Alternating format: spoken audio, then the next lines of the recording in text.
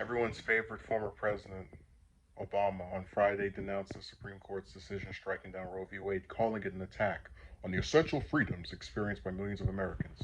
Obama said in a lengthy statement that the Supreme Court not only reversed nearly 50 years of precedent, it relegated the most intensely personal decisions someone can make to the whims of politicians and ideologues, attacking the essential freedoms of millions of Americans.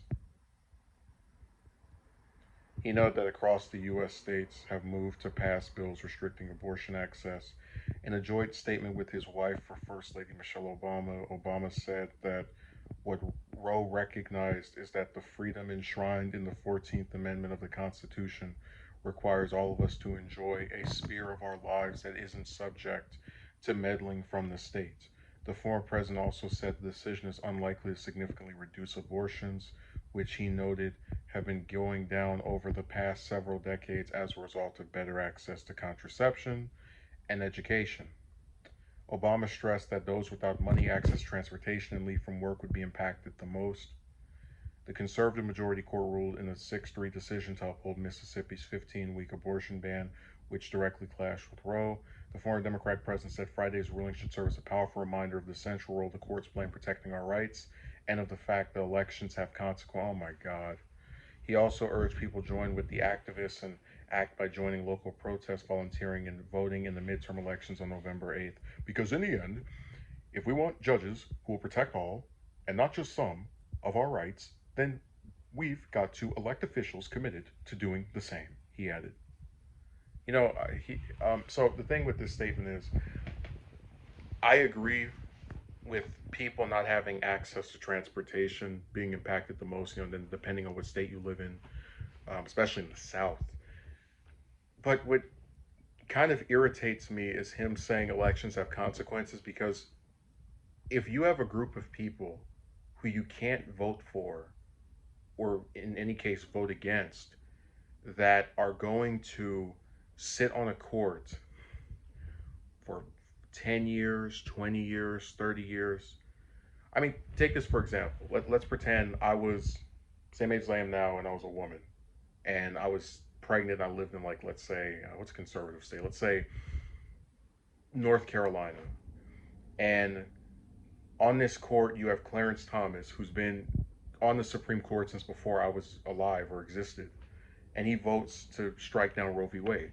Well, how is it my fault that a justice who's been on the court longer than I've been alive decided to vote down something that directly impacts me in this hypothetical? And the thing is, with a lot, you could make the argument, well, there's a lot of senators that have been around for decades. Well, the thing is, they come up for re-election every 6 years, so you can vote out people that have been in this stuff longer than you've been a voter. But with Supreme Court justices, you just have to, I guess, hope that um, you're the candidate that you vote for is going to be president for enough years, or that the party you support is going to be in office for enough years to where when Supreme Court vacancies occur, they can. Because remember, people voted for Obama in 2012, and there was a vacancy in his last year, with the death of Antonin Scalia, and this was followed by the nomination of Merrick Garland. And in spite of the fact that Obama was the sitting Democratic president, the Senate Republicans would not allow him to actually have a hearing and get this nomination. Just let it stall for the entire rest of that session of Congress. So in that instance, people voted. The consequence should have been, okay, there's a vacancy, so now the Democratic president will fill it.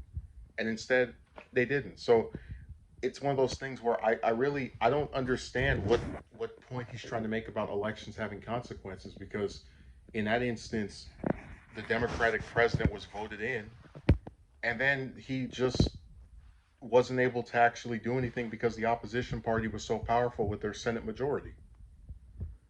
And this goes back to my thing of how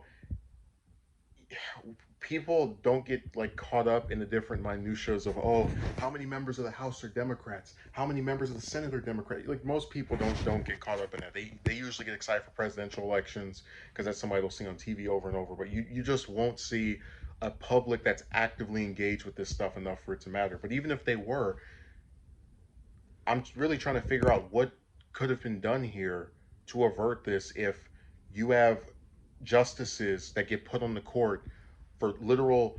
I mean, another hypothetical. Let's say, because I had one of my subscribers come on my stream today and say that they would think that apparently he believes they're going to try to strike down the Civil Rights Act.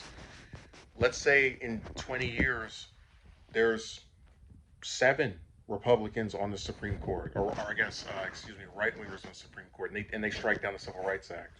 And you have people who are like 18, basically you run into the same problem again, where there are multiple judges that have been there since before a big portion of the electorate were even born.